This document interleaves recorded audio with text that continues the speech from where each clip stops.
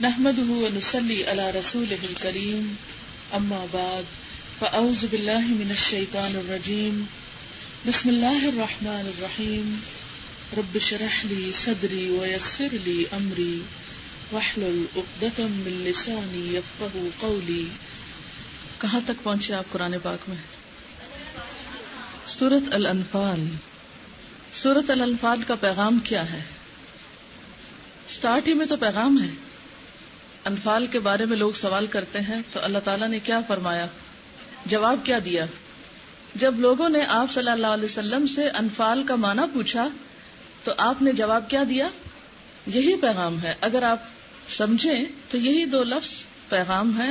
فاتقوا اللہ، اللہ سے ڈرو، اور وَأَصْلِحُوا ذَاتَ بَيْنِكُمْ، اور آپس کے تعلقات کی اصلاح کر لو. اللہ کے ساتھ حقوق یا اللہ کے حقوق میں کیا ہے؟ فاتقوا اللہ، اللہ سے ڈرو. اور بندوں کے حقوق میں اہم ترین چیز وَأَصْلِحُوا ذَاتَ بَيْنِكُمْ، اور آپس کے تعلقات کی اصلاح کر لو.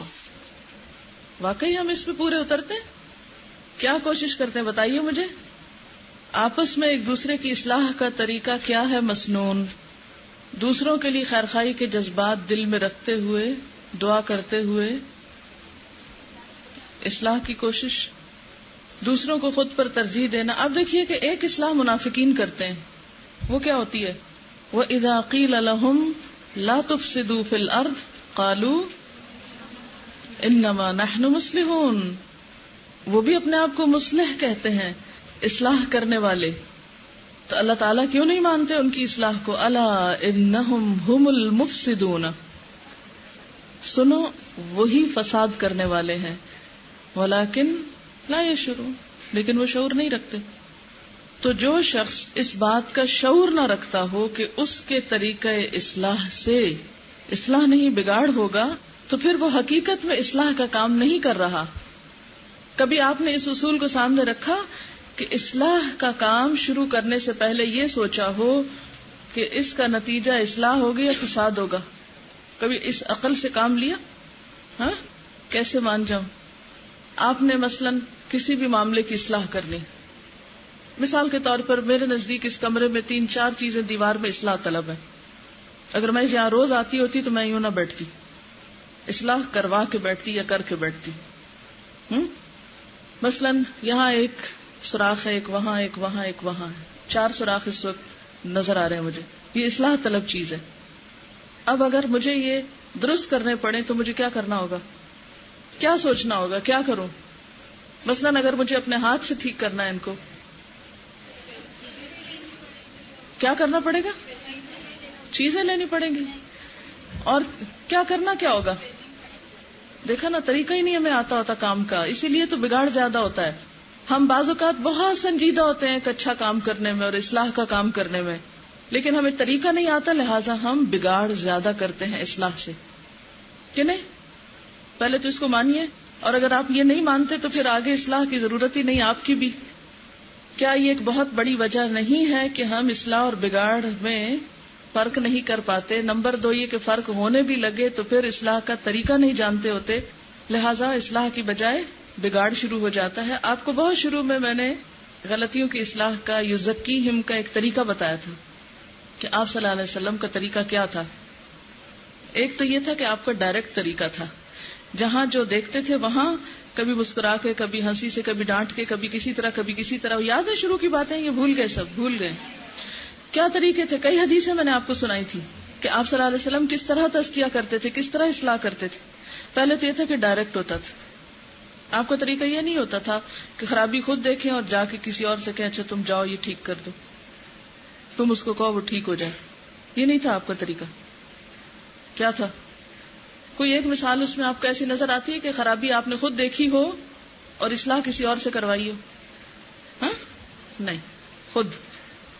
تو اصلاح کرنے والے کو سب سے پہلے اصلاح کرنے کی رسپانسبلٹی اپنے اوپر لینی چاہیے. پھر آپ دیکھیں کہ جس چیز کی آپ اصلاح کرنے لگتے نا، مثلا ایک چھوٹی سی مثال ہے، یہ ٹائم ہی ٹھیک کرنا ہے میں نے، یہ بھی اصلاح کا طریقہ نا ایک، کہ نہیں؟ مثلا ٹائم ٹھیک کرنا ہے میں نے، تو میں کیا کروں گی؟ پہلے یہ دیکھوں گی کہ یہ کہاں سے اس کی سوئیاں گھومتی ہیں، پھر یہ کہ اس پہ طاقت کتنی لگنی چاہیے، یہ نہیں. پھر یہ کہ دائیں گھمانا چاہیے یا بائیں گھمانا چاہیے. سب سے پہلے تو مجھے اس سے مانوس ہونا پڑے گا نا کہ نہیں. اور ایک آسان طریقہ ہے کہ میں کسی بچے سے کہہ دوں اس کا ٹائم ٹھیک کر دو، جس کو آتا ہی نہ ہو. کون سا طریقہ ٹھیک ہوگا؟ اگر مجھے کسی سے بھی کرانا ہے، پہلی درجے کی بات تو یہ ہے کہ اصلاح کا کام خود کرنا چاہیے، اس کی رسپانسبلٹی بھی خود پہ رکھنی چاہیے، کسی دوسرے کے کندھے پہ رکھ کے بندوق نہیں چلانی چاہیے. ٹھیک ہے نا. تیسری بات یہ ہے کہ کچھ کام ایسے ہوتے ہیں کہ جو آپ مثلاً کسی اور سے کروا سکتے ہیں. مثلاً گھر کی صفائی کرانی ہے، یہ بھی اصلاحی کا کام ہے نا. گھر کی صفائی یا کچھ اس طرح، وہ ایک روٹین کے کام ہے، معروف نارمل کام ہے. ٹھیک ہے. کچھ چیزیں ایسی ہیں کہ جو آپ کسی اور سے جب کرانے لگے تو آپ کو دیکھنا چاہیے کہ وہ اس کے لائق ہے یا نہیں. مثلاً بچے کو یہ کہنا کہ آپ ٹائم ٹھیک کر دیں، جس کو طریقہ ہی نہیں آتا گھڑی گھمانے کا، وہ کیا کرے گا؟ کیا آپ کو ایسا کوئی تجربہ ہوا کہ آپ نے ایسا کوئی کام بچے سے کرانے لگے اور وہ کام سخت بگاڑ کا شکار ہوا، وہ الٹا ٹوٹ ہی گیا؟ مجھے یاد ہے کہ میں بہت چھوٹی تھی، تو بس کلاس 6 میں تھی شاید، مجھے پہلی دفعہ گھڑی ملی تھی. اچھا، وہ گھڑی تھی گولڈن اسٹیپ والی. اچھا، وہ ہوا یہ کہ اس کی پتہ نہیں کون سی چیز کوئی نکلی یا کچھ آگے پیچھے ہوئی، تو میں نے اس کو دوسری کو جوڑنے کی کوشش کی، وہ اور زیادہ باہر نکل آئی. اس وقت مجھے احساس ہوا میں گھڑی ساز تو نہیں تھی، یہ کام مجھے اپنے ہاتھ میں نہیں لینا چاہیے تھا، یہ کام مجھے گھڑی ساز سے کروانا چاہیے تھا. اگر کسی دوسرے کو کام دیں اصلاح کا، تو پھر آپ کس کو دیں؟ جو اس کا ماہر ہو. گھڑی میں کوئی خرابی ہو جائے تو آپ کسی بچے کو نہ دیں، اپنے خود نہیں کریں، کسی ایسے سے نہیں کرائیں، پھر اپنے سے ماہر سے کروائیں. تو اصلاح کا کام بھی اگر آپ خود نہیں کر سکتے تو اپنے سے زیادہ ماہر سے کروائیں، اپنے سے چھوٹے سے نہیں کروائیں. تعلیم تو چھوٹوں کی ہوتی ہے، یعنی بچوں کو سکھا تو آپ سکتے ہیں، لیکن آپ یہ کہیں کہ وہ آگے کریں آپ کے حصے کا کام، تو یہ نہیں ہو سکتا. اور کیا کرنا ہوتا ہے اسلام میں؟ ہاں، کرنی کس چیز کی ہے اور واقعی وہ چیز اصلاح طلب ہے بھی یا نہیں. بعض اوقات ایسا بھی ہوتا ہے نا کہ ایک چیز اچھی بھلی ہوتی ہے اور ہم اس کے پیچھے پڑ جاتے ہیں. مثلاً کبھی ایسا کوئی تجربہ اپنا سنائیے کہ ایک چیز اچھی بھلی تھی اور آپ نے اس کو بلا وجہ اس کی اصلاح شروع کر دی اور وہ پہلے سے بھی ہاتھ سے گئی. تو فاتقوا اللہ، اللہ سے ڈرو. اور وَأَصْلِحُوا ذَاتَ بَيْنِكُمْ، اور آپس کے تعلقات کی اصلاح کر لو. یہ اتنا سمپل فارمولا نہیں ہے، یہ ٹیسٹ ہے لائف کا.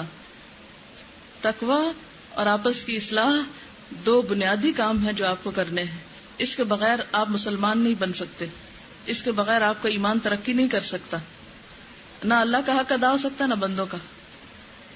اگر اللہ کا ڈر نہیں آپ کے دل میں اور آپس کے تعلقات اچھے نہیں تو کتنی نیکیاں کمائیں گے آپ. دیکھیے ذاتی زندگی میں الحمدللہ میں نے اچھے تعلقات بہت زیادہ انجوائے کیے ہیں. عموماً جو لوگ میرے بہت قریب ہوتے ہیں، مثلا شوہر ہیں، مثلا بچے ہیں، مثلا جو لوگ میرے ساتھ سب سے زیادہ ٹائم گزارتے ہیں، میری سب سے زیادہ کوشش ہوتی ہے کہ ان کے ساتھ میرے تعلقات میں بدمزگی نہ ہو. بدمزگی کو اوائڈ کرتی ہوں. ٹھیک ہے، اگر کسی وقت انسان ہوں کمی بیشی ہو جاتی ہے، ڈانٹ ڈپٹ لوں یا کچھ، تو کوشش کرتی ہوں کہ اس کو مسلط نہ کروں اپنے اوپر. ٹھیک ہے. مجھے جو چیز سب سے زیادہ اس میں فائدہ دیتی ہے معاف کرنا، دوسروں کی زیادتیوں کو معاف کرتے چلے جانا اور یک طرفہ معاف کرنا اور دل کو بالکل صاف کرتے چلے جانا. ٹھیک ہے. نمبر 2، اپنے حقوق کے تقاضے اور ڈیمانڈز اور لسٹ نہیں سامنے رکھنی بلکہ فرائض کی رکھنی. تو میرا فرض کیا بنتا ہے؟ انسان ہوں، دل میں خیال آتا ہے کہ دوسرے شخص کو کیوں نہیں احساس کہ اس کا فرض بنتا ہے کہ وہ یہ کرے اور یہ کرے اور یہ کرے. مثلا اسٹوڈنٹس ہیں، آپ لوگوں کے ساتھ بھی ایک تعلق رہتا ہے، تو بعض اوقات ایک کمی جب نظر آتی ہے کسی چیز میں تو دل کڑتا ہے اور میں سوچتی ہوں کہ ایسا نہیں ہونا چاہیے. پھر میں سوچتی ہوں کہ نہیں، ابھی مزید انہیں سیکھنے کی ضرورت ہے یا مزید ہو جائے گا. تو سب سے پہلی چیز تو یہ کہ بدمزگی نہ ہونے دیں. کوشش کریں کہ بدمزگی نہ ہو. اگر بدمزگی ہو جائے تو اس کو جلد ختم کرنے کی کوشش کریں، اسے لمبا نہیں ڈالیں. نمبر 3 یہ کہ دل کو پھر صاف کر لیں، اپنی کوتاہیاں اور اپنی غلطیاں دیکھ کر دل صاف کر لیں. یک طرفہ طور پہ معاف کریں، اپنے فرائض ادا کریں، حقوق کی پرواہ نہ کریں. آپ فرائض ادا کرنے لگیں کہ دوسرے خود ہی دینے لگیں.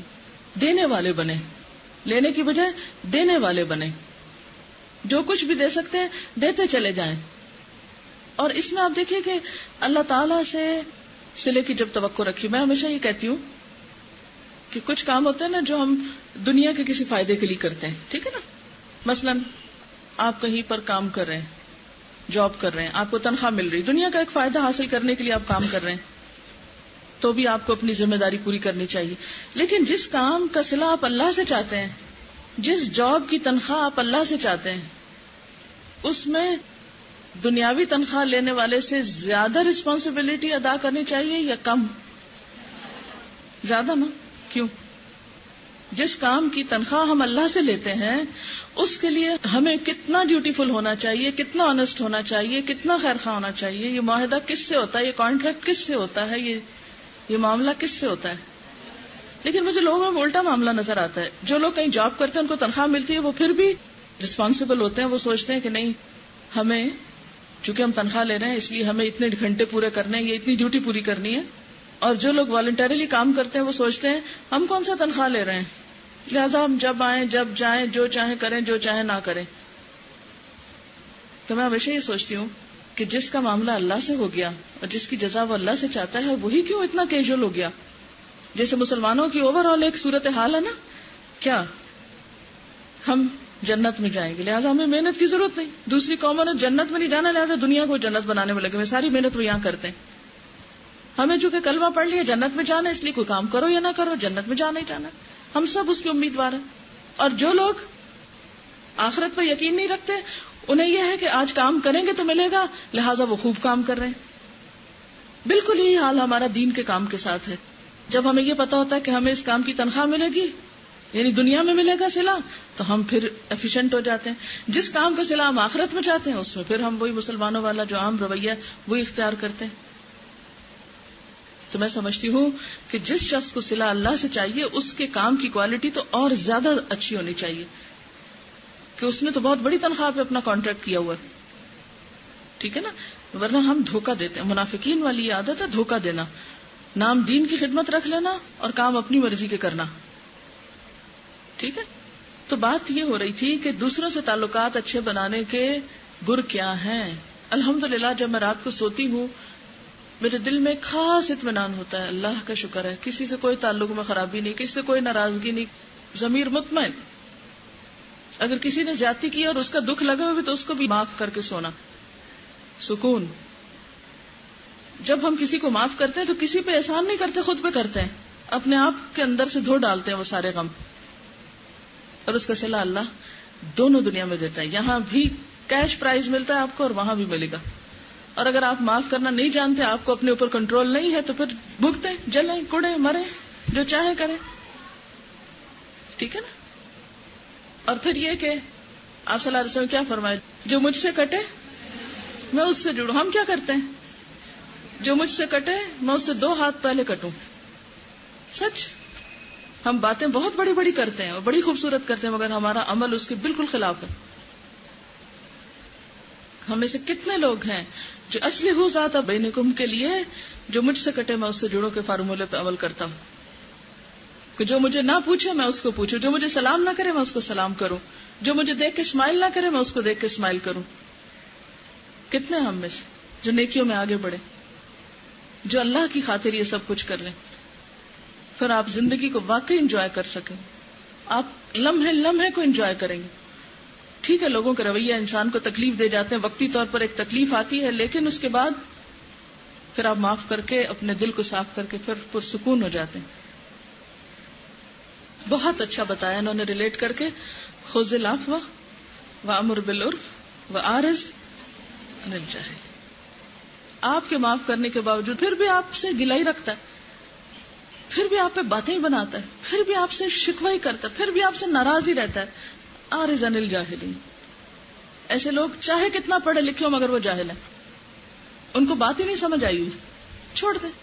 نہیں, کام کرانا یہاں نہیں ہے. دیکھیں اس کا یہ مطلب نہیں کہ میں یہ کہہ رہی ہوں کہ آپ کام سارے خود کرا کریں.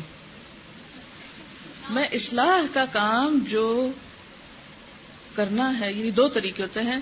مثلا میں نے اگر خرابی دیکھی ہے کہیں تو میرا کیا فرض بنتا ہے, خرابی دیکھی ہے مثلا یہی دیکھی ہے, تو یہاں سے نکلنے کے بعد گاڑی میں بیٹھ کے جو بھی مجھے مل جائے اس کو میں کہوں کوئی حال نہیں اس بلڈنگ کا.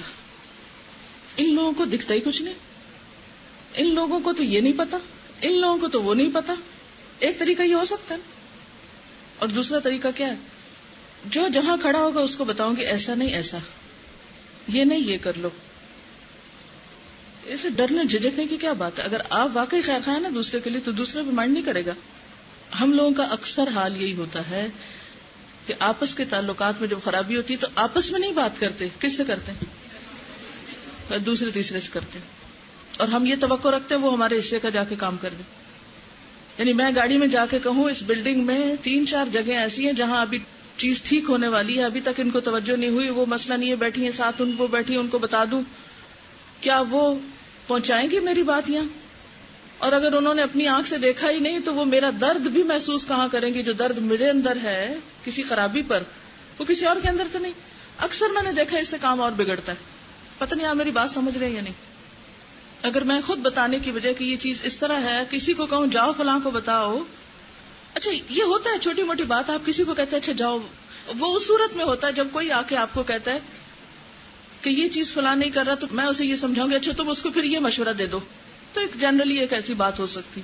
لیکن جو خرابی مجھے نظر آئے, جو گڑبڑ مجھے نظر آئے, جس چیز پہ درد مجھے ہو, وہ کام پھر مجھے ہی کرنا ہے. یہ ایسے ہی جیسے ایک ڈاکٹر ہوتا ہے اور اس کے ساتھ ایک پیرامیڈیکل سٹاف ہوتا ہے.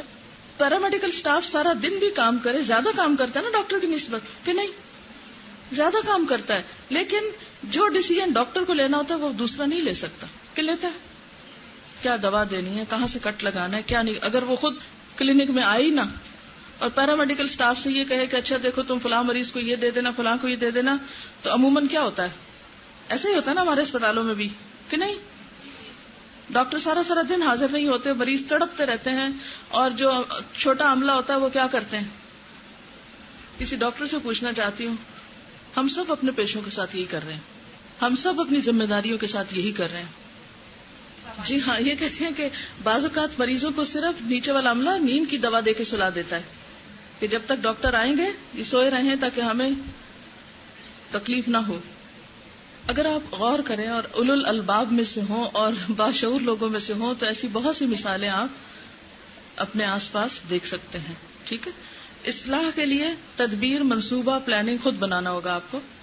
پھر اس میں آپ ڈاکٹر کا کردار ادا کریں گے اور آپ کے ساتھ ہی پیرامیڈیکل سٹاف کا.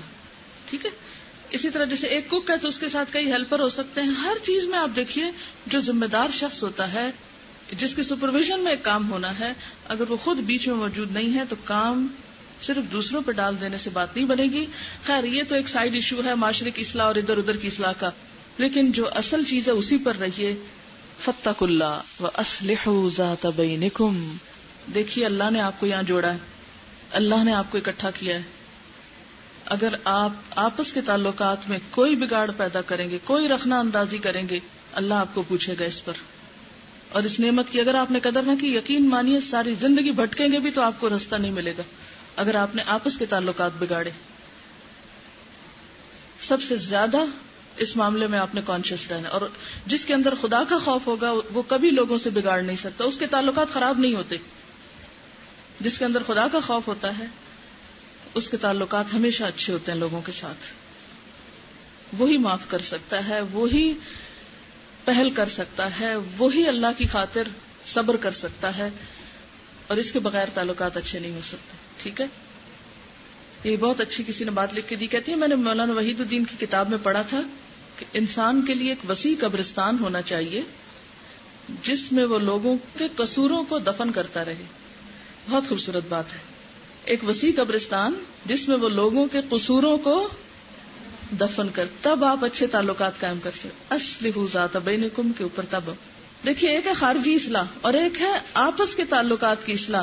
گھر میں, دوستوں میں, کسی ادارے میں, کسی تنظیم میں, آرگنائزیشن میں, گروپ میں بگاڑ بہت آسان ہے, ٹوٹنا بہت آسان ہے, بکھرنا بہت آسان ہے, لیکن اجتماعیت میں تنظیم کے ساتھ کام کرنا صبر اور قربانی مانگتا ہے, اپنی شان کی بھی, اپنی ذات کی بھی, اپنے مال کی بھی, اپنی بہت سی چیزوں کی.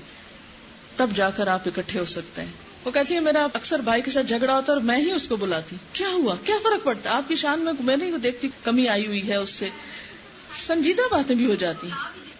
ٹھیک ہے, آپ سلام کیجئے, اسمائل دیجئے, کسی کی کوئی تکلیف ہو ان کی مدد کیجئے, کسی سے توقع نہ رکھیے اور اپنی گفتگو کم کر دیجئے. اخلاق, آپ کی لکس, آپ کا اخلاق, آپ کا کام ڈاؤن ہونا, آپ کا بحث میں نہ الجھنا, یہ سب کنوے کر دے گا. ٹھیک ہے, آپ نے مولانا صاحب کے لیکچر میں بھی سنا تھا جب کوئی لمبا سوال کرتا ہے تو میں جواب کم کر دیتا ہوں. کل کسی نے مجھے فون کیا, میں گھر داخل ہی ہوئی, کل میں صبح گئی تھی اسلام آباد اور شام واپس آئی, ایک رات کی بھی نیند خراب ہوئی تھی, رستے میں سفر بھی, اور کچھ میری والدہ کی طبیعت بہت خراب تھی, تو میں ایموشنلی بہت اپسیٹ تھی کل نا, کیونکہ ماں باپ کا رشتہ ایسا ہوتا ہے کہ جس میں انسان ان کی تکلیف نہیں دیکھ سکتا. جو ہی میں گھر ابھی انٹر ہوئی, یقین مانے واش روم کی طرف میں جا رہی تھی تو کسی کی کال آ گئی, کوئی بزرگ خاتون تھی, جو نصیحتیں مجھے شروع کی. میں آپ کو یہ نصیحت کرتی ہوں, آپ ایک ایسا اسکول بنائیں جس میں بچوں کو یہ سکھائیں. میں نے کہا ٹھیک ہے. میں آپ کو یہ کہوں گی کہ آپ لوگوں کو پردے کے اوپر پابندی کروائیں. میں نے کہا ٹھیک ہے.